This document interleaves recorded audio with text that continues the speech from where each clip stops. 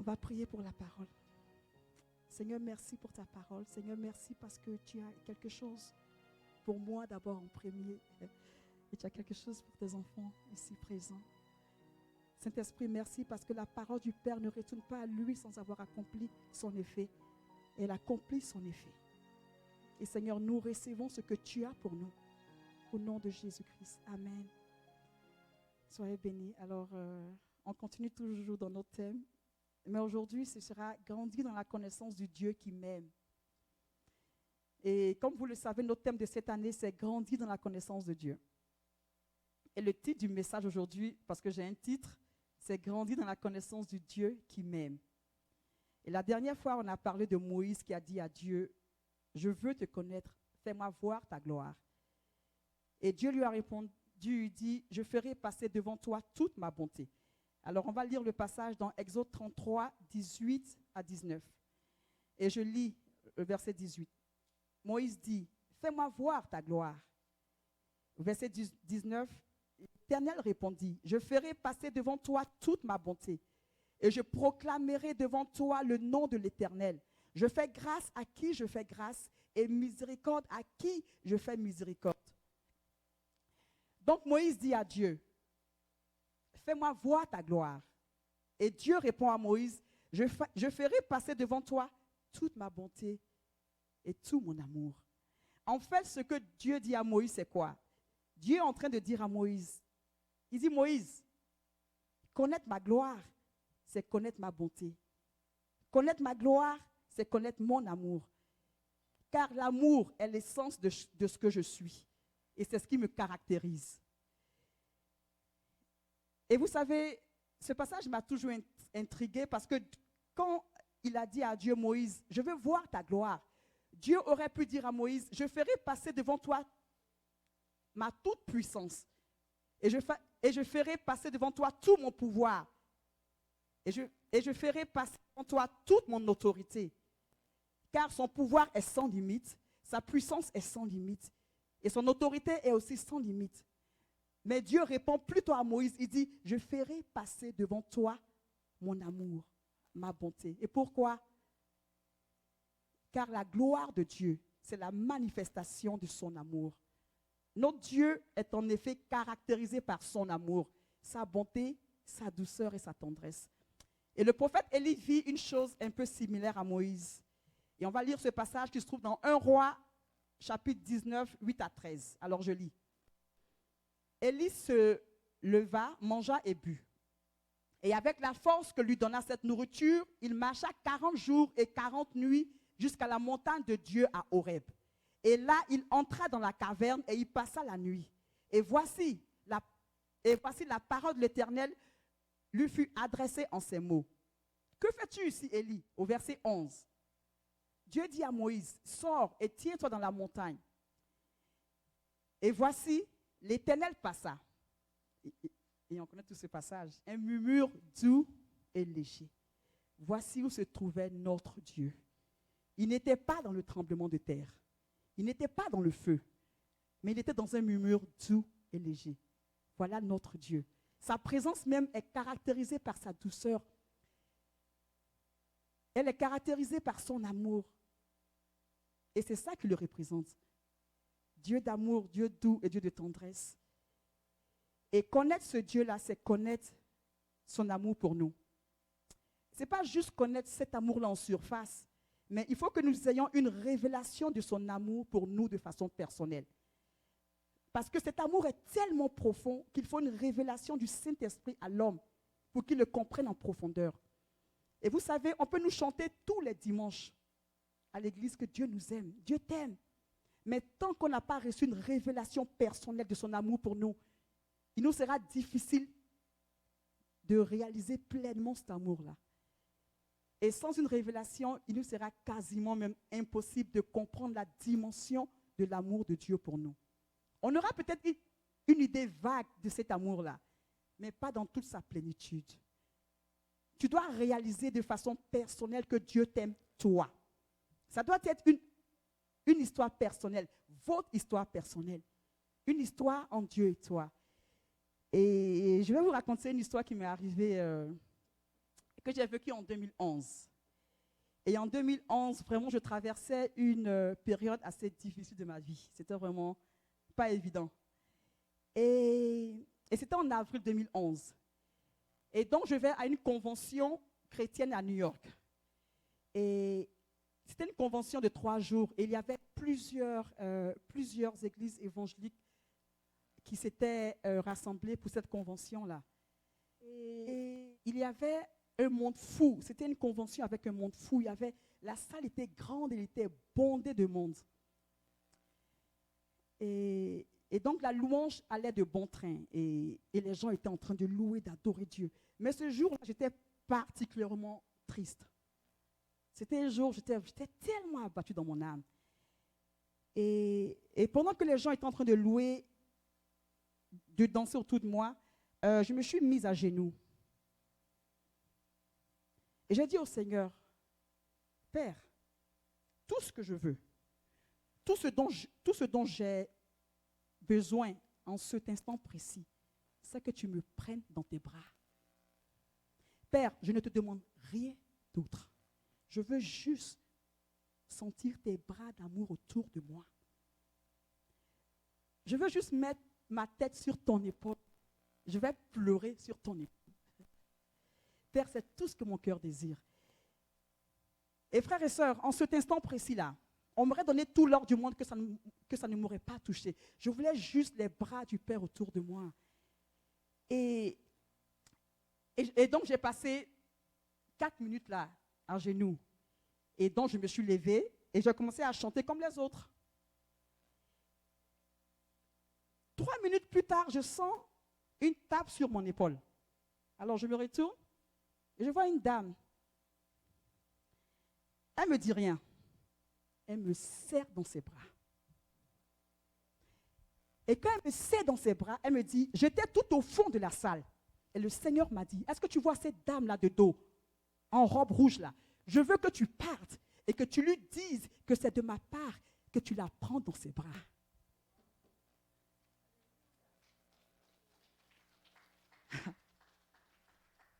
Ah, Jésus. Il dit, dis-lui que j'ai un plan pour sa vie. Il dit, dis-lui qu'il ne faut même pas qu'elle s'inquiète. Dis-lui que je l'aime. Dis-lui qu'elle est précieuse à mes yeux. Pendant que la dame me parlait, une dame que je n'ai jamais vue, elle me parle et elle me serre dans ses bras. Et je la serre dans mes bras. Et j'ai mis mon épaule, et j'ai mis ma tête sur son épaule. J'ai commencé à pleurer. Et pendant que je pleurais, tout ce qu'elle me disait, I love you, I love you, I love you. Et j'ai compris en cet instant précis que ma tête était sur l'épaule de mon Père. Il faut une révélation de cet amour, frères et sœurs. Et c'est le Saint-Esprit qui nous accorde cette révélation-là.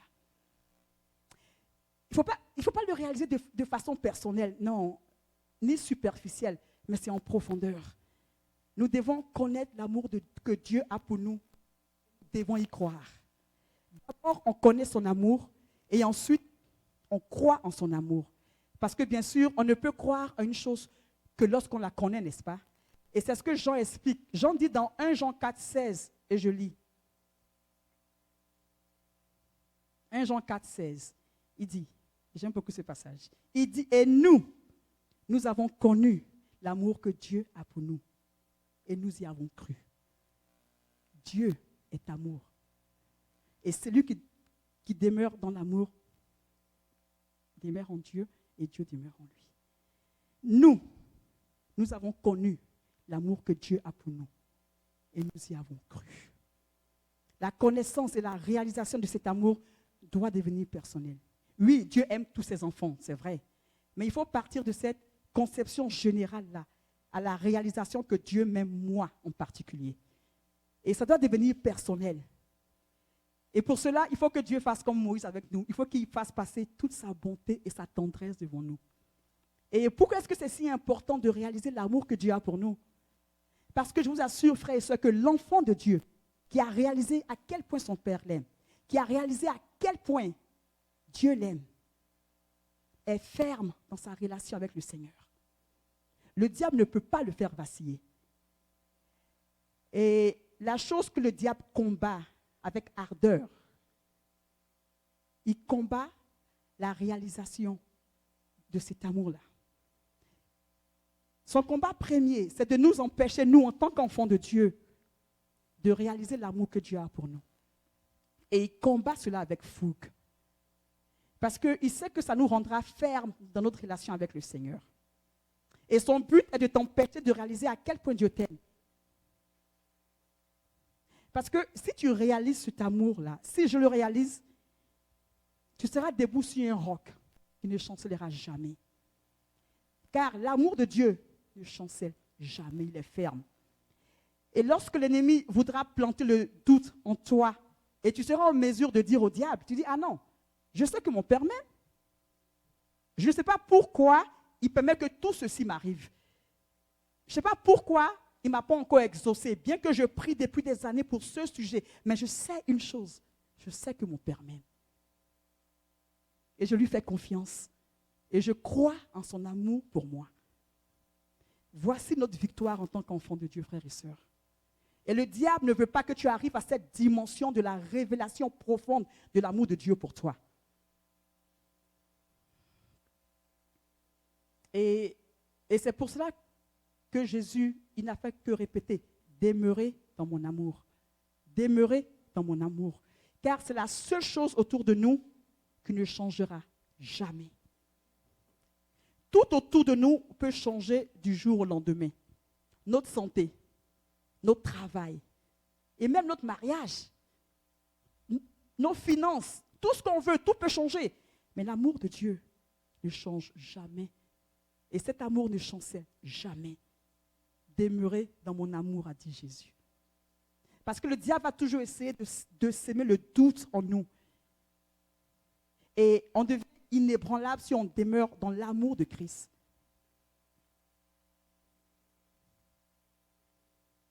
Et ce qu'il fait, c'est, est-ce que Dieu t'aime? S'il t'aimait réellement, là, le sujet pour lequel tu pries depuis des années, là, il l'aurait fait. Il est tellement puissant. Il suffit qu'il claque et puis ça c'est réglé. Ça c'est un petit problème pour lui. Tu penses que s'il t'aimait, ça il l'aurait fait depuis longtemps? S'il t'aimait, s'il t'aimait, s'il t'aimait. Et en fait, son but, c'est de créer le doute dans ton esprit. C'est pour ça qu'il est très, très important en tant qu'enfant de Dieu de réaliser l'amour de Dieu pour nous. Et vous savez, en tant qu'enfant de Dieu, la révélation de l'amour que Dieu a pour lui est la plus importante de toutes les révélations que tu puisses avoir.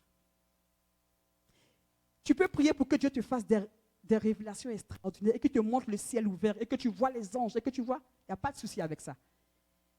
Et tu fais bien, mais prie d'abord pour la révélation de son amour pour toi.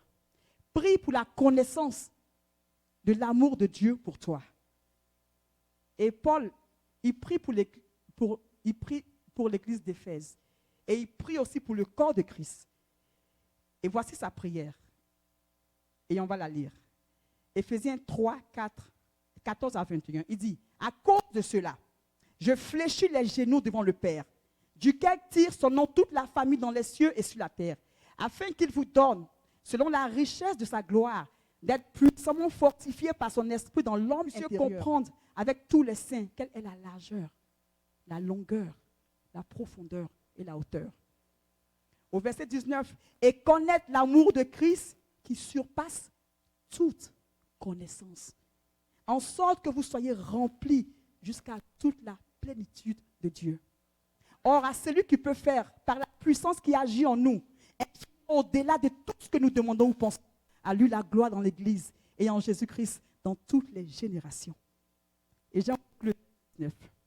Et connaître l'amour de Christ qui surpasse toute connaissance. De toutes les connaissances que tu puisses acquérir dans ce monde ici-bas, mon frère, de toutes les connaissances que tu puisses acquérir, la connaissance de l'amour de Christ pour toi les surpasse toutes. Il n'y a pas de connaissance que tu puisses acquérir qui va surpasser la révélation de l'amour de Dieu pour toi.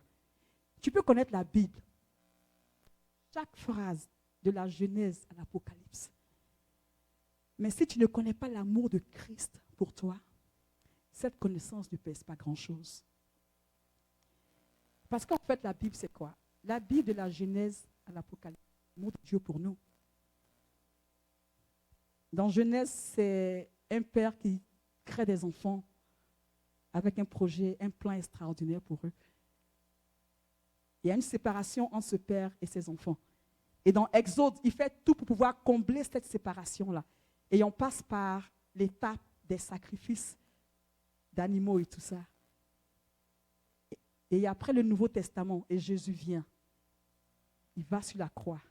Et le voile du temple se déchire. Il nous fait entrer dans l'intimité du Seigneur. Et Apocalypse, c'est quoi? Apocalypse, c'est la fin de tout ça, n'est-ce pas? C'est quand on rencontre le Père face à face et on demeure avec lui pour l'éternité.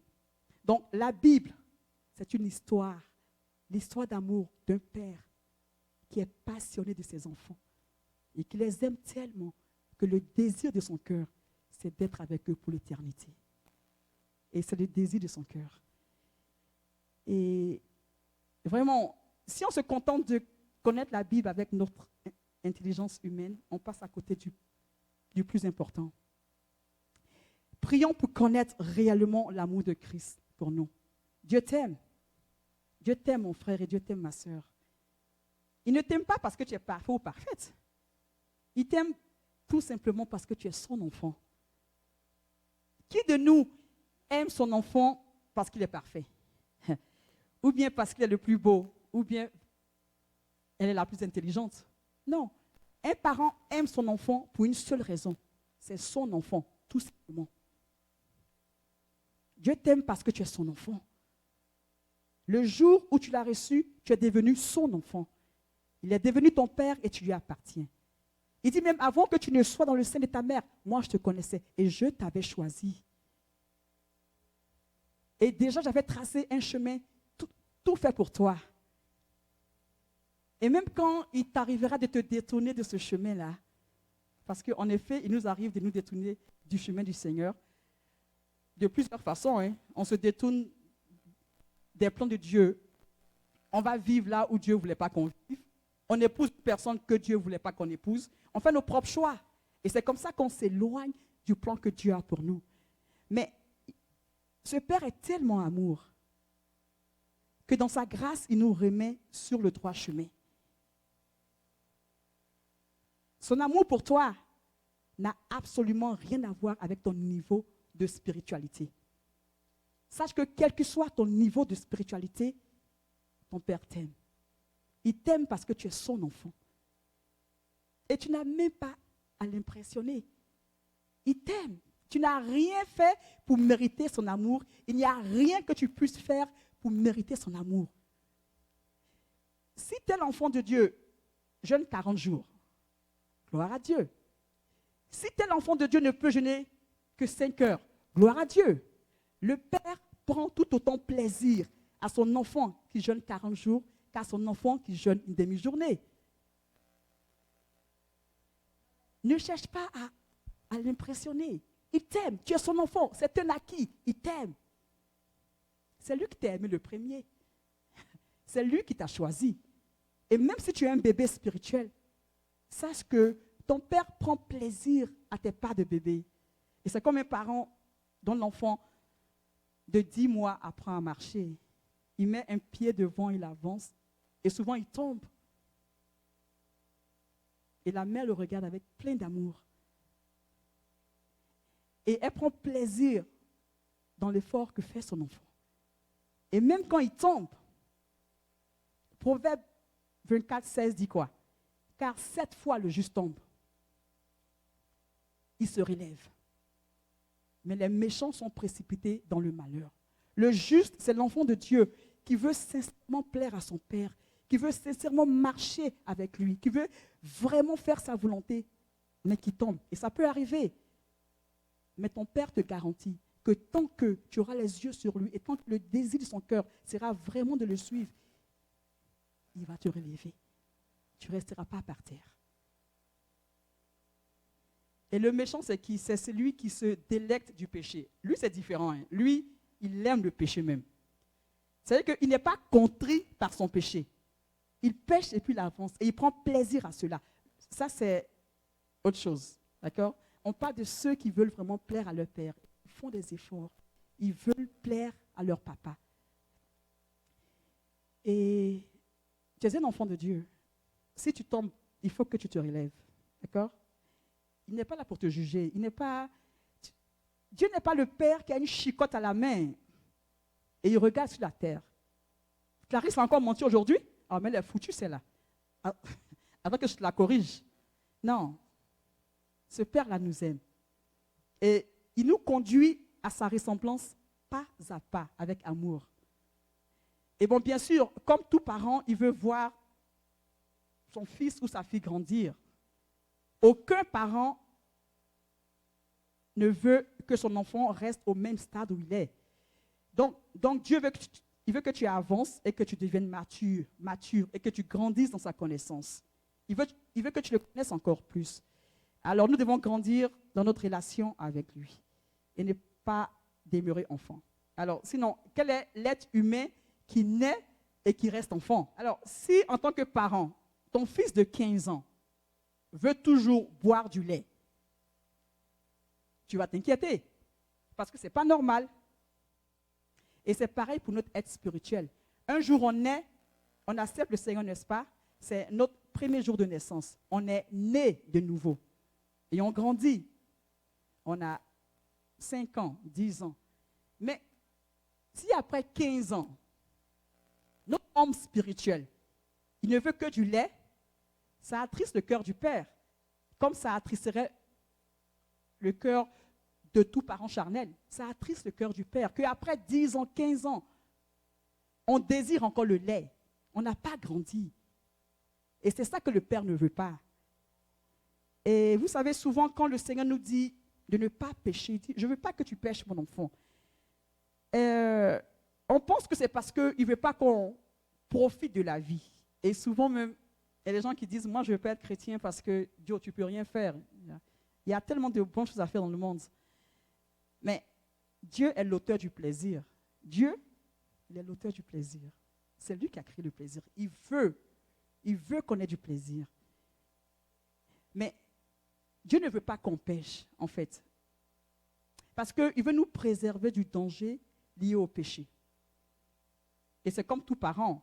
Tu ne veux pas que ton enfant de 3 ans joue avec un couteau. Parce que toi, tu connais tous les dangers reliés à ce couteau. Et c'est comme ça que le Père, il veut nous préserver du mal. Romains 6,16 dit quoi? Ne savez-vous pas, qu'en vous livrant à quelqu'un comme esclave pour lui obéir, vous êtes esclave de celui à qui vous obéissez, soit du péché qui conduit à la mort, soit de l'obéissance qui conduit à la justice? Dieu ne veut pas que tu sois esclave du péché. Car en péchant, qu'est-ce qui se passe? Tu te soumets à l'ennemi et tu lui donnes des droits sur ta vie. Et comme le verset le dit, si le péché a triomphé de toi, tu es donc esclave du péché. Et ça, ce n'est pas le plan de Dieu pour toi, mon frère. Parce qu'il a payé chèrement pour ta liberté. Et il ne veut pas que tu sois esclave de l'ennemi. La Bible dit que Dieu prouve son amour envers nous, en ce que lorsque nous étions encore pécheurs, Christ est mort pour nous. Christ est mort pour toi et moi sur la croix. Frères et sœurs, la croix est l'expression, la manifestation de l'amour de Dieu pour toi. Le tout premier message de la croix, c'est l'amour de Dieu manifesté pour toi. Aujourd'hui, cet amour, cette bonté qu'il fait passer devant nous, c'est Christ agonisant sur la croix. C'est Christ qui a payé le prix sur la croix. C'est l'amour de Dieu pour nous. Christ mourant sur la croix. Et on ne comprend pas vraiment la croix. Et vous savez, on a tellement relié la croix aux bénédictions que nous en tirons, qu'on a fini par oublier que c'est d'abord et avant tout l'expression de l'amour de Dieu pour nous. La croix pour nous, c'est d'abord les bénédictions. Et nos yeux sont tellement fixés sur les bénédictions de la croix qu'on oublie le message premier de la croix. Dieu a tellement aimé le monde qu'il a donné son Fils unique. Il faut que le Saint-Esprit nous accorde de comprendre le mystère de la croix parce que c'est un mystère. Il faut une révélation qui dépasse notre intellect. Il faut une révélation spirituelle pour comprendre la croix. Et vous savez que, on sait tous que le diable était au ciel avant, n'est-ce pas? Avant, c'était un chérubin. Et la Bible dit qu'il est tombé, n'est-ce pas?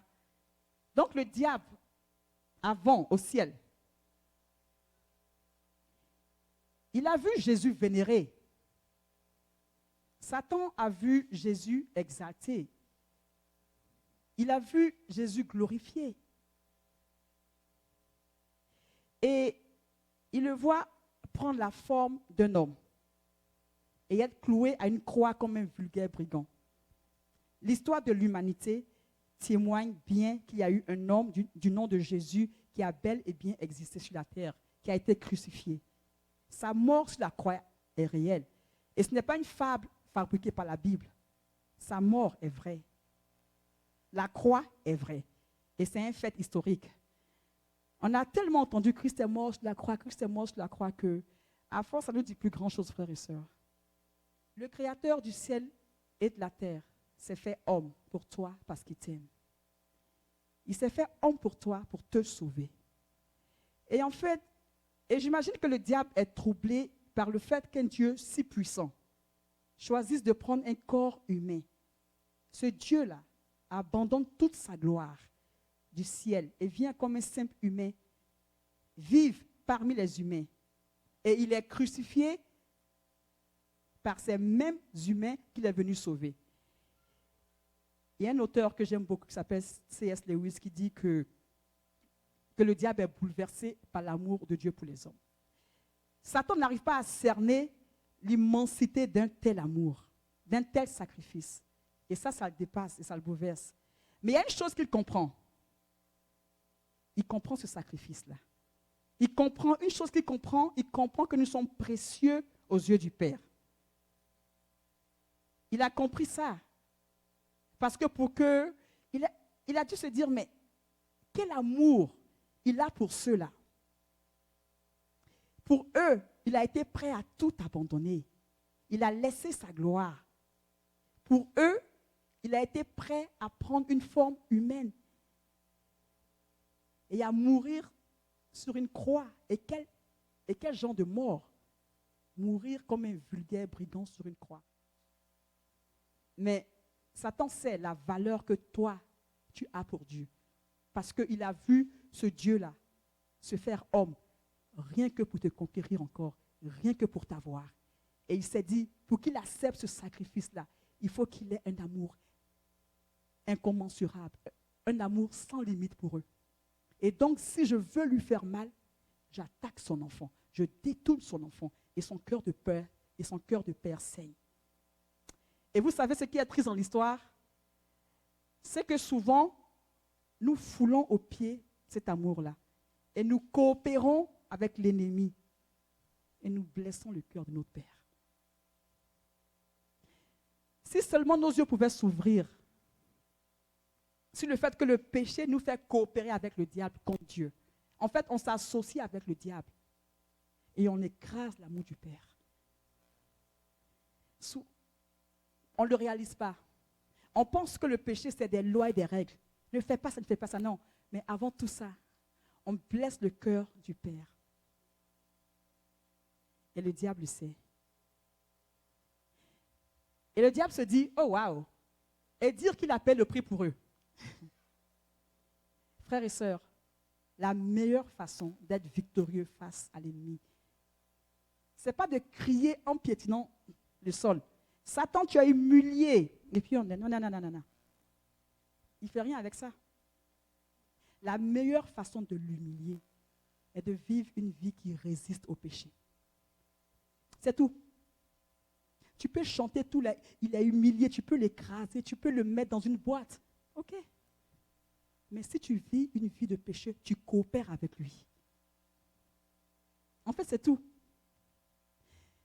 La meilleure façon d'humilier Satan, c'est de vivre une vie dans laquelle le mensonge n'a pas sa place. de vivre une vie dans laquelle les critiques n'ont pas leur place. Une vie dans laquelle la colère, le mensonge, le vol n'ont pas leur place. Et là, tu humilies Satan. Et là, tu es un danger pour le diable. Mais tant que tu vivras une vie comme ça et que tu vas le piétiner avec tes pieds, il n'est pas dérangé.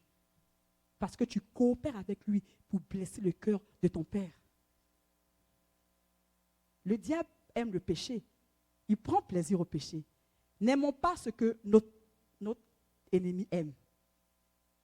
Ne prends pas plaisir à la chose qui réjouit le cœur de ton ennemi. En fait, ça n'a pas de sens. Et parce qu'à la fin, tout ce que le diable veut, c'est quoi? C'est te détruire. Et Dieu t'aime. Et le combat du diable est de t'aveugler sur cette vérité libératrice. Comprends aujourd'hui que le combat le plus acharné de l'ennemi est de t'empêcher de réaliser l'amour du Père pour toi, la passion que Dieu a pour toi. Dieu t'aime. Et tout ce qu'il veut, c'est que tu apprennes à le connaître et que tu grandisses dans cette connaissance-là. Parce qu'il désire une relation intime avec toi. Et Dieu rêve du jour où tu seras totalement à lui. C'est réellement son rêve. Et il tenait tellement à ce rêve-là qu'il a donné son fils pour vivre son rêve. Dieu dit dans sa parole, il dit dans Ésaïe 49, 14 à 16, si on dit, l'Éternel m'abandonne, le Seigneur m'oublie. Verset 15. Une femme oublie l'enfant qu'elle allait. N'a-t-elle pas pitié du fruit de ses entrailles? Quand elle l'oublierait, moi, je ne t'oublierai point. Voici, je t'ai gravé sur mes mains. Sache que tu es gravé sur les mains de Christ. Tu es gravé dans les mains du Seigneur. Et sur la croix, là, quand les clous clouaient sa main, il pensait à toi. Il t'a gravé dans ses mains. Et j'aime bien le passage parce que ça ne dit pas qu'il t'a écrit. Non. Non. Écrit, c'est juste superficiel. Tu prends une feuille et tu écris. Mais gravé, c'est quoi? Ça va dans la chair. C'est-à-dire qu'on déchire la chair et on grave une chose. Tu es gravé dans la main de ton Dieu. Il n'y a aucune force assez puissante sur la terre, dans les cieux, sous la terre, qui puisse te retirer de la main de ce Dieu-là. C'est impossible. Il t'a gravé. Donc, quand désormais tu vas te sentir seul ou abattu par une situation, souviens-toi qu'il t'a gravé et que personne ne peut t'arracher de ses mains. Et il t'aime, très important. 1 Jean 4, 19 dit, pour nous, nous l'aimons parce qu'il nous a aimés le premier. Amen. Nous aimons Dieu. Pourquoi? Parce qu'il nous a aimés le premier. Donc, en fait, c'est un schéma. D'accord? La première étape est de réaliser d'abord que lui nous aime. Et de cette réalisation découle notre amour pour lui. Le verset est clair, il dit, nous l'aimons car lui nous a aimés le premier. Donc, en fait, c'est quand on réalise son amour pour nous d'abord que nous l'aimons en retour. Nous l'aimons car lui nous a aimés le premier. C'est pour cela, frères et sœurs, que le diable lutte. Il veut nous empêcher de réaliser que Dieu nous aime. Car en réalisant que Dieu t'aime en tant qu'enfant de Dieu, tu l'aimeras en retour.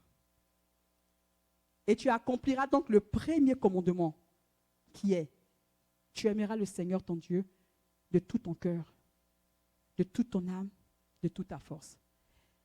L'accomplissement et la réalisation de ce premier commandement dans nos vies passe d'abord par la réalisation de l'amour de Dieu pour nous. Car une fois qu'on a compris que nous l'aimons parce que lui nous a aimé le premier, on l'aime. Donc, il faut d'abord que nos yeux s'ouvrent sur son amour pour nous. Et nos cœurs, en retour, répondent à cet amour-là. Nous l'aimons parce que lui nous a aimé le premier. Et c'est pour cela que le diable combat.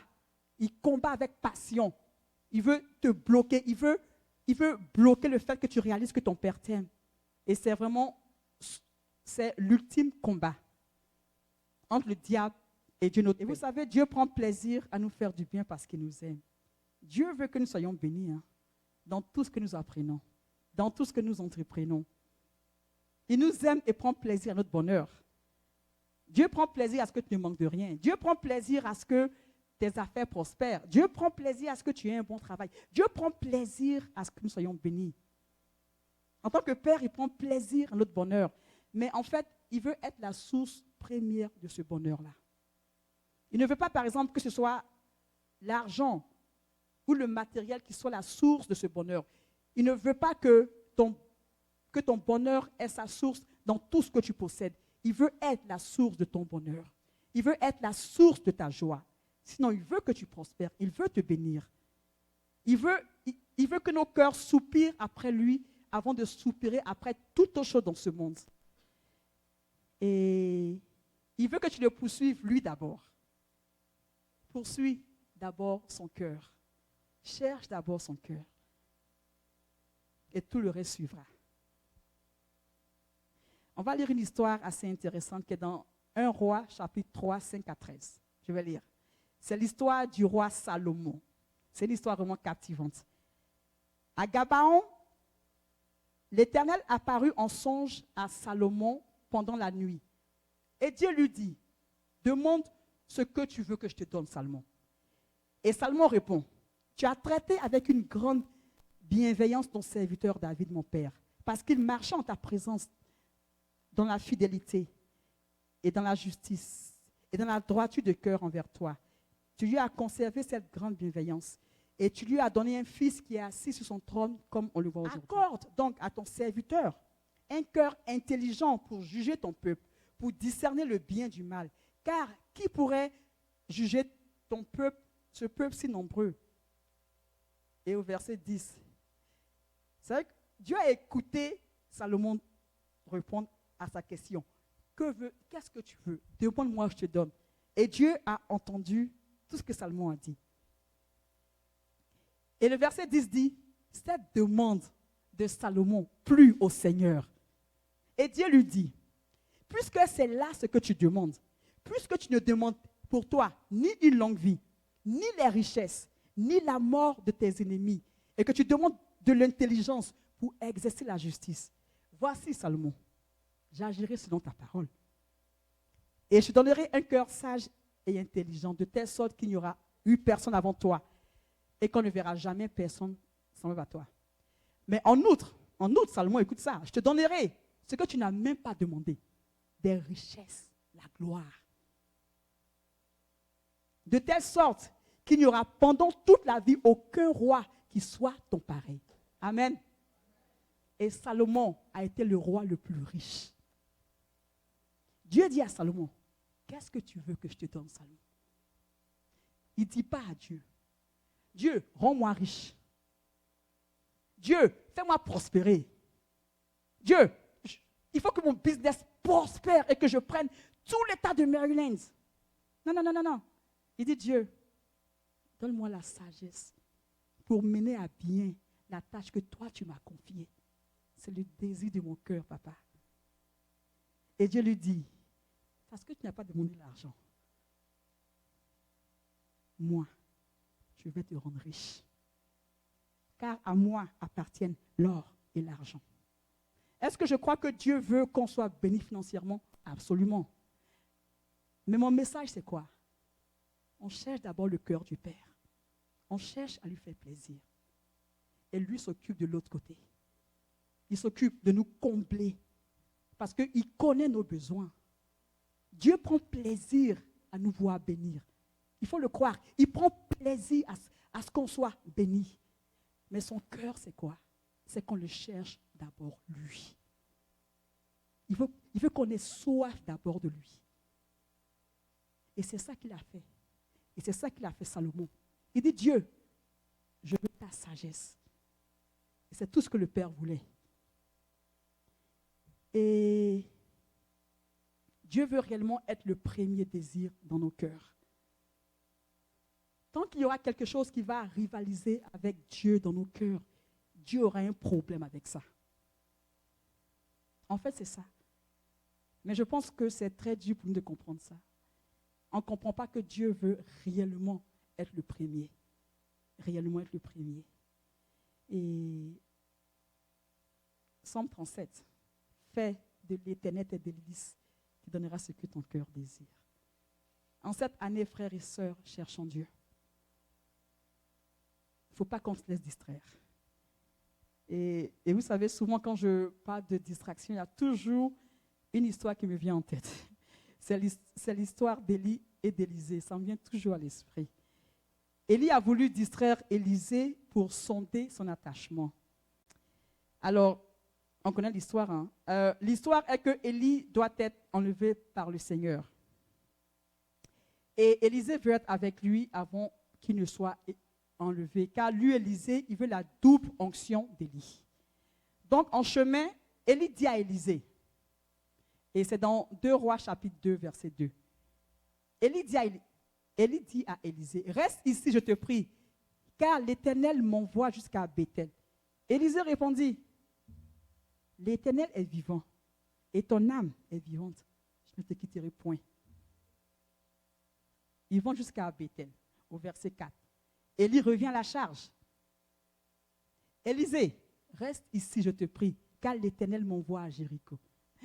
Élisée dit, l'Éternel là, il est vivant. Ton âme aussi est vivante. Je ne te quitterai point. Ils continuent leur marche. Au verset 6, Élie dit, reste ici, car l'Éternel m'envoie au Jourdain. Élisée dit, je ne te quitterai point. La détermination d'Élisée. Il savait ce qu'il voulait. Et rien ne pouvait le distraire de ce qu'il voulait.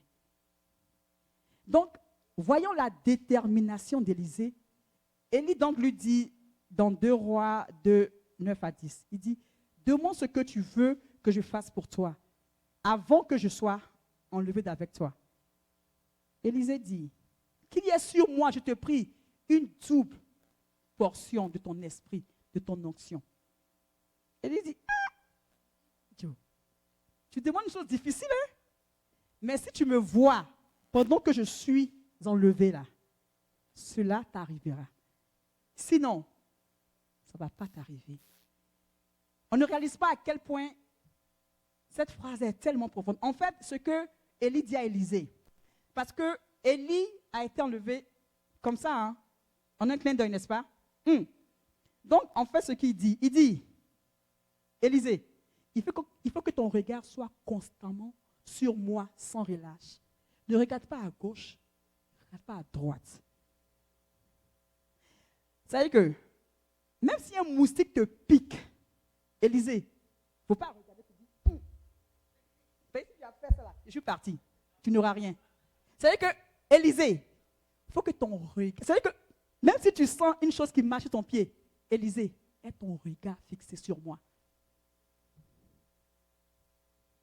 Élisée a fait cela. Il n'a pas été distrait parce qu'il savait ce qu'il voulait.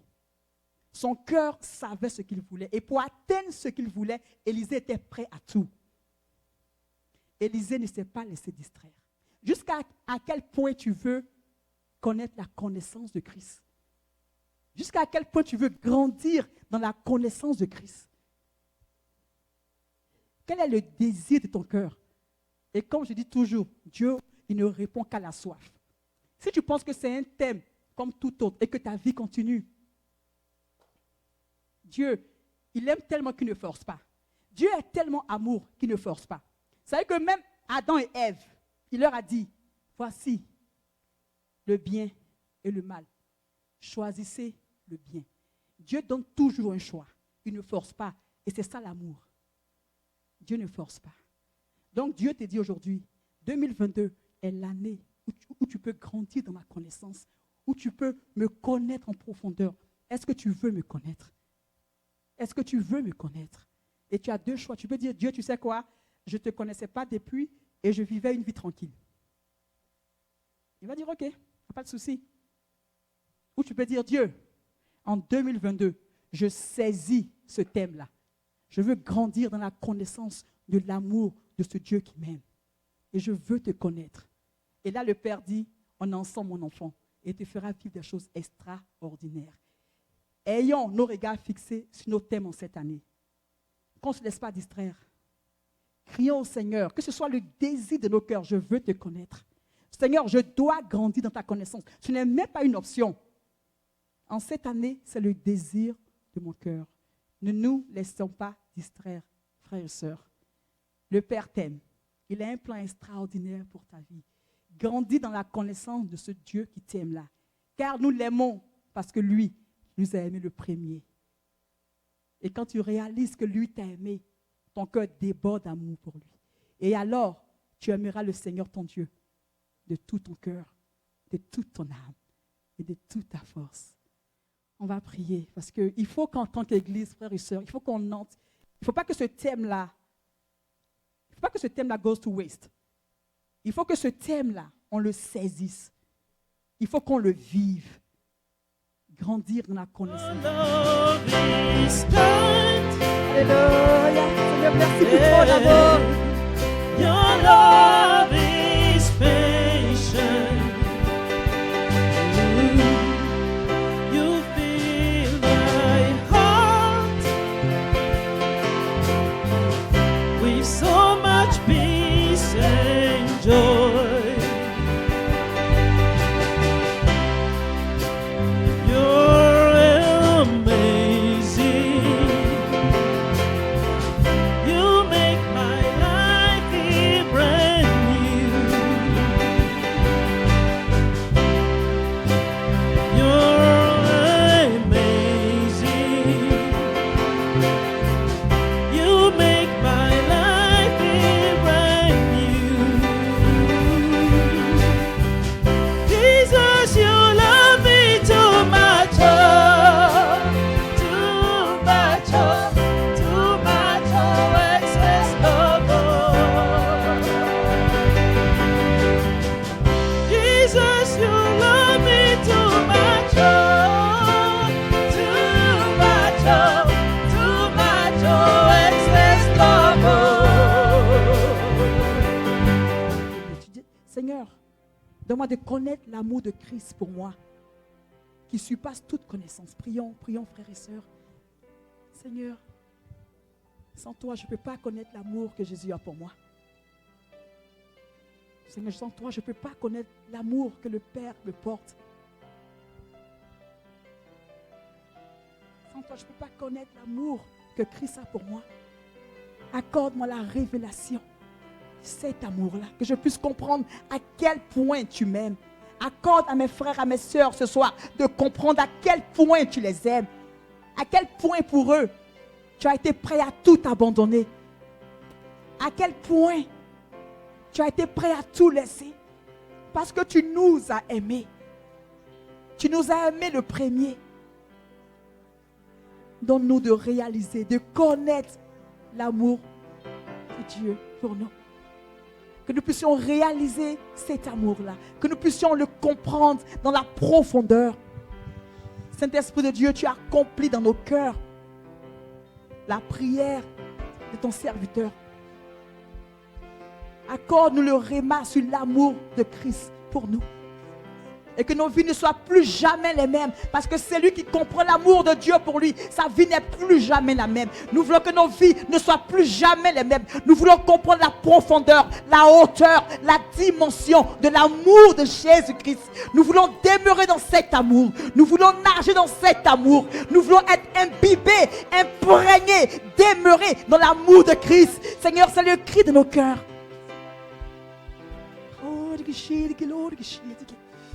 Oh Seigneur, parce que c'est un amour qui est sans limite. Seigneur, merci. Parce que tu vois le cœur de tes enfants, tu vois le désir de leur cœur. Merci Saint-Esprit parce que tu le fais. Merci parce que tu le fais. Alléluia. Cette croyance, Seigneur, en ton amour soit plus forte que toute autre chose dans ma vie, Seigneur. Et que quel que soit ce que je traverse, que je réalise que Dieu m'aime. Que Dieu est mon papa. Et que s'il permet cela, il sait pourquoi. Et qu'il ne va pas encore exaucer, il sait pourquoi. Parce que son amour pour moi est puissant. Son amour pour moi est fort. Nous avons connu l'amour que Dieu a pour nous et nous y avons cru. Dieu est amour. Nous voulons demeurer dans ton amour. Nous voulons comprendre ton amour. Nous voulons connaître ton amour. Nous voulons croire en ton amour. Croire que tu nous as aimés le premier.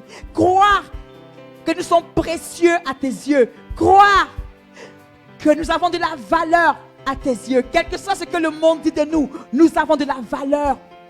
Parce que le roi des rois a tout abandonné pour nous avoir. Nous sommes précieux à ses yeux. Qu'en 2022, la révélation de l'amour de Dieu soit notre partage.